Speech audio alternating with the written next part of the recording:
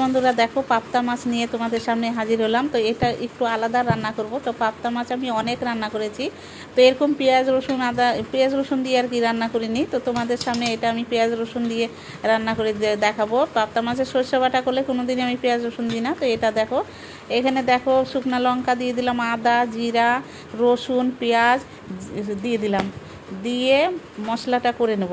তো দেখো মশলাটা আমার হয়ে গেল। তো এখানে দেখো আমার পাবদা মাছ ভাজা হয়ে গেছে। শুকনো লঙ্কা আর জিরা ফোড়নে দিয়ে দিলাম, ফোড়নে দিয়ে তারপরে দেখো মশলাটা দিয়ে দিলাম, মশলাটা দিয়ে তারপরে দেখো হলুদ আর লবণ দিয়ে দিলাম, দিয়ে ভালো করে কষাবো।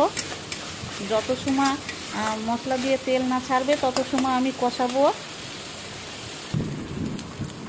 তো দেখো মশলা দিয়ে কিন্তু তেল ছেড়ে দিয়েছে।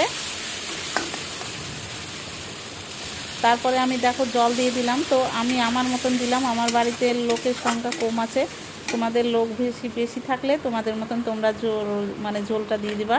তো দেখো পাবদা মাছ দিয়ে দিলাম ঝোলের ভিতরে। তো একবারে গাও মাখা হবে এটা।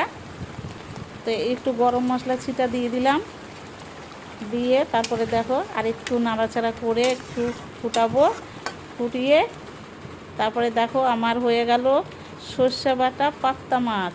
তো কেমন লাগলো অবশ্যই কমেন্ট করবা। সবাই ভালো থাকবা, সুস্থ থাকবা।